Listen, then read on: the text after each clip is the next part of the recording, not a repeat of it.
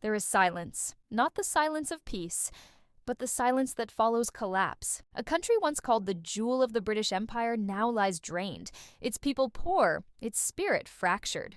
And in that silence, a man in simple cloth walks barefoot through the dust.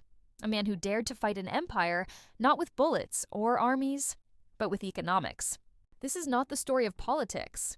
It's the story of money, how Mahatma Gandhi tried to reclaim India's stolen wealth and rebuild its financial soul. Like the video if you want more stories that reveal the hidden side of financial history. Before Gandhi, India's economy was a giant that fed the world. From Surat's merchants to Bengal's weavers, wealth flowed east to west. Gold and silver poured into Indian ports like rivers into an ocean. But by the 19th century, that ocean was empty. The British East India Company had turned trade into extraction. India no longer produced. It supplied. It no longer traded. It obeyed. Factories in Manchester thrived, while looms in Bengal fell silent. The empire's coin was prosperity, but its price was poverty. And into that world of loss stepped Mohandas Karamchand Gandhi, a lawyer trained in London who realized that freedom without financial independence was an illusion. Gandhi's story begins not in India, but in South Africa, where he saw what money could do to power and what power could do to truth. He watched how colonial systems used finance as control, taxes, trade rules, and currencies designed to keep people dependent. And he began to ask a question that few revolutionaries dared to touch. What if poverty is not an accident, but a design? When he returned to India in 1915, he didn't just see hunger. He saw financial slavery, an entire nation robbed not only of wealth, but of dignity. The British had replaced local markets with imports, destroyed native industries, and made India buy back what it once sold. The same cotton grown in Indian fields came back as British fabric, and Gandhi realized the symbolism was unbearable. So he chose his weapon, not a sword, not a pen, but a spinning wheel. The year was 1921. The non-cooperation movement had ignited like wildfire, and at its center, Gandhi told millions to do something radical. Spin your own cloth. The world laughed. British officials mocked the idea, calling it childish, naive. But Gandhi wasn't fighting trade. He was fighting dependence. Every time an Indian spun thread by hand, they withdrew from an economy built on exploitation. Every yard of khadi, homespun cloth, was an act of defiance. But behind this symbolic act lay a deeper plan. Gandhi wanted to invert the economics of empire. He wanted to make the village, not the factory, the heart of India's economy again. He saw that the modern system rewarded greed and punished honesty, that industrial wealth was built on moral bankruptcy. He said, "The world has enough for everyone's need, but not for everyone's greed." And that line, poetic as it sounds, was the core of his financial revolution. But then came the breaking point. In 1930, the empire struck back. Not with guns, but with taxes. Salt, the most basic human necessity, was taxed to remind Indians of their submission. And Gandhi answered with one of history's greatest economic protests, the Salt March.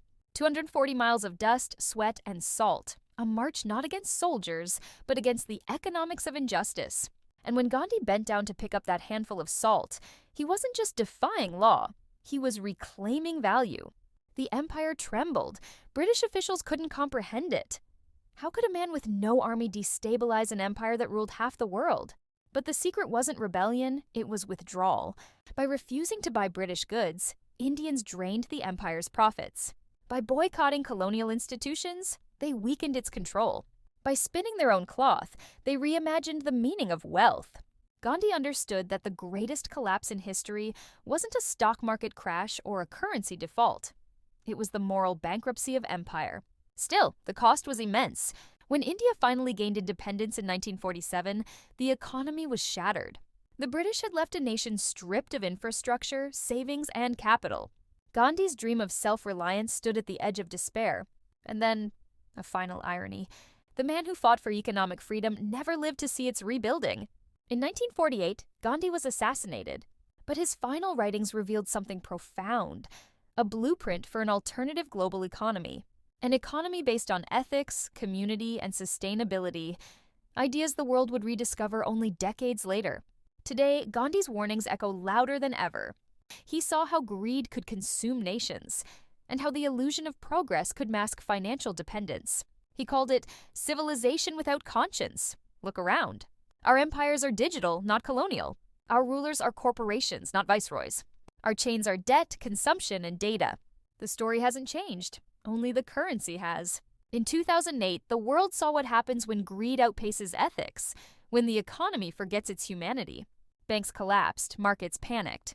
Governments bailed out systems that had exploited millions. Would Gandhi have been surprised? No. He predicted it a century earlier. He said, "When wealth is concentrated in the hands of the few, it becomes a curse, not a blessing." Today, as we chase growth, innovation, and profit, Gandhi's ghost asks, at what cost? Gandhi's revolution wasn't just about freedom from empire, it was about freedom from financial domination. He believed that true wealth was not what we owned, but what we shared. That economics without morality is violence in disguise. He didn't defeat the British pound, but he exposed the truth behind it, that every empire, no matter how powerful, collapses when it forgets the value of justice. So the next time the world trembles under another financial crisis, when the markets fall, when banks fail, when trust dies, remember this quiet man in white cloth, walking barefoot through dust, spinning thread in his hand. Because he understood what few economists ever have. You can't build a stable economy on the ruins of a broken soul. In 1893, it was land and gold. In 1947, it was salt and cloth. Today, it's debt and data. But the story hasn't changed. Only the currency has.